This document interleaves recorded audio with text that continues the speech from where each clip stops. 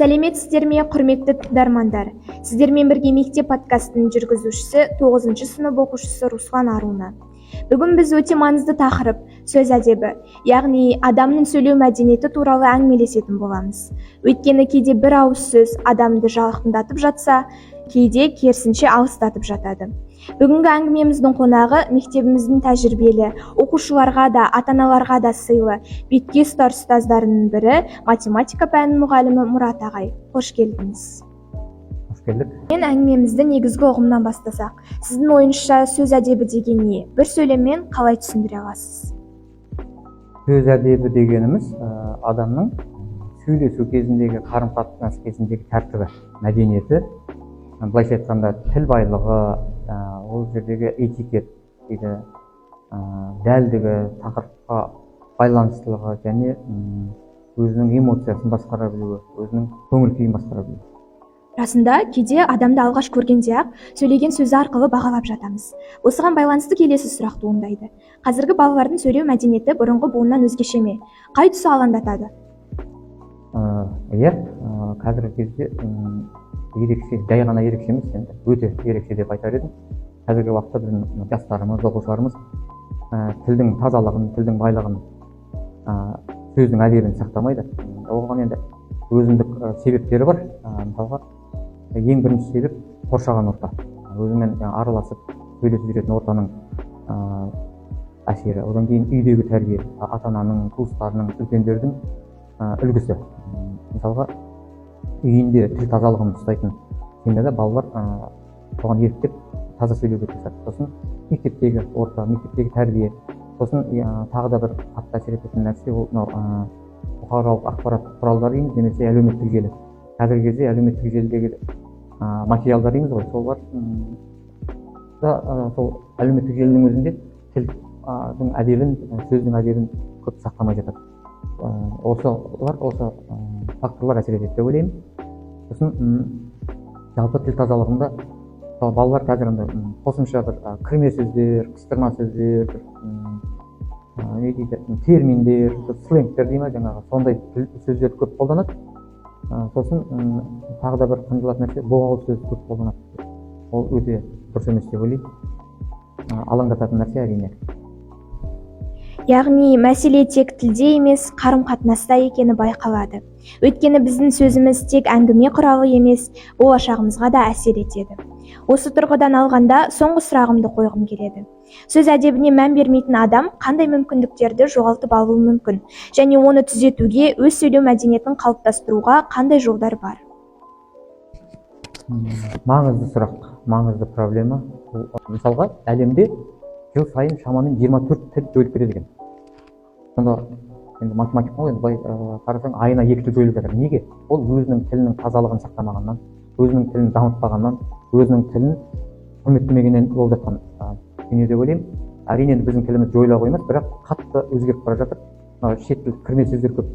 Оның да себебі бар. Экономикаға байланысты, саудаға байланысты, әлеуметтік желіге байланысты тілдің тазалығы қазір құрып жатыр. Термин сөз көптен айтып жатырмын ғой. Сосын оның тағы бір несі тілдің байлығының аз болуы. Тіл байлығы аз балалар. Тіл байлығы аз болғаннан кейін айтатын ойын тез жаңағындай қосымша сөздер, сленгтер арқылы немесе боғауыз сөздер, бейәдеп сөздер арқылы алмастырады. Оның түбі дұрыс болмайды. Тілдің қорының кедейленуіне, тілдің тоқырауына алып келеді.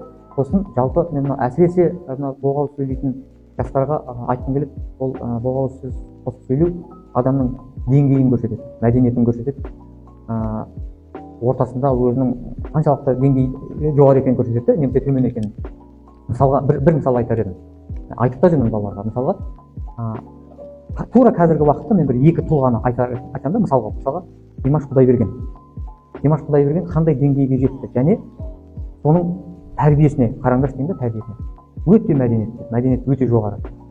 Таза қазақша сөйлеуге тырысады өз тілінде. Сосын жаңағындай бейәдепті мен айтады десем де айтады деп айтса да, сол мен сенбеймін. Өйткені оның мәдениетінің жоғарылығына мен сенемін да. Сол қандай деңгейге жетті. Ал енді көшедегі жүрген жастар, төмен неге жетпеген, бір жетістікке жетпеген жастар емес адамдар емес. Олар жаңағындай сөз қорының таза еместігі сол өзінің болашағына әсер етеді, тікелей әсер етеді. тіпті қазір бір сондай ғылыми зерттеулер шығып жатыр. Енді әлі де зерттеледі ғой. Адамның тілі өзінің болашағына әсер етеді, өзінің денсаулығына әсер етеді. Мысалға, сен барынша таза сөйлесең, сенің денсаулығыңда әрбір клеткаң сол нені сезінеді. Ол ғылыми деңгейде дәлелденген нәрсе. Ал барынша таза сөйлесең, сенің жетістігің де жоғары болады. Ол болашаққа да, денсаулыққа да әсері зор деп ойлаймын. Өте құнды ойларыңыз үшін үлкен рахмет. Демек, сөз әдебі тек мектептегі талап емес, ол болашақ өмірімізге тікелей әсер ететін дағды екен. Әрине, тілді сақтай білу керек, тілдің тазалығын, сөздің мәдениетін, сөйлеу мәдениетін сақтай білу керек. Әр адам, өзін құрметтейтін адам, өзінің тілін құрметтей білу керек. Жалпы осы тілге байланысты бізде заңда да бір нелер бар, ережелер бар. Мысалы, тіл қоғамдық жерде жаңағында ғайбат сөйлеуге болмайды. Заңда да ол тілдің тазалығын ұстауға насихаттайды. Дінде де сондай. Мысалға, дін бейәдеп сөйлеген адамды жақтырмайды. Жаңағыдай лағнет сөз дейді. Жан-жақты қарау керек та, адам мысалға өзін қалай сөйлеймін, соның себебіне, салдарына соған жан-жақты ойланып қарау керек. Біреуге ауыр сөз айтсам, ол менің де деңгейімді түсіреді, екеуміздің қарым-қатынасымызды да төмендетеді. Ол дұрыс емес. Барынша жылы сөйлеу керек, барынша сауатты сөйлеу керек, барынша мәдениетті сөйлеу керек. Ол адамның өсуіне өте оң ықпал жасайды. Сосын жалпы сен былай сөйле деп, жоқ, оның себебімен күресу керек, себебімен. Жаңағыдай. Мысалға, мен айтарым, осы мектептің өзінде ұйымдар бар ғой, бір парасат деген сияқты өзін өзі басқару бір орталықтар бар ғой. Мысалы, жаңа жас сақшы дейміз. Сол ұйымдар осы жерде өзінің үлесін қосу керек. Ол әшейін сөз жүзінде, қағаз жүзінде емес, олар кәдімгідей олардың әрекеті көрініп тұру керек. Солар бірінші жаңағы мұрындық болу керек дейді ғой, бастамашыл болу керек. Солар әшейін бір эфир үшін емес, немесе бір тренд үшін емес, немесе инстаграм үшін емес, күнделікті өмірде соны қолға алып тұру керек та. Қандай да бір іс-шаралар ұйымдастыру керек. Таза тіл апталығы деген сияқты, тіл тазалығы апталығы, таза қазақша сөйлейік деген сияқты, сондай жаңағы нені тақырыппен неше түрлі іс-шаралар ұйымдастырып қолға болады. Сол айтарым. Өз ойыңызбен бөліскеніңіз үшін үлкен рахмет. Осы сөздеріңіз болашақ ұрпаққа жақсы жағынан әсер етеді деп ойлаймын.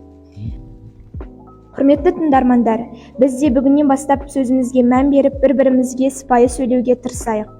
Бүгінгі подкастымыз осымен аяқталды. Келесі кездескенше сау болыңыздар.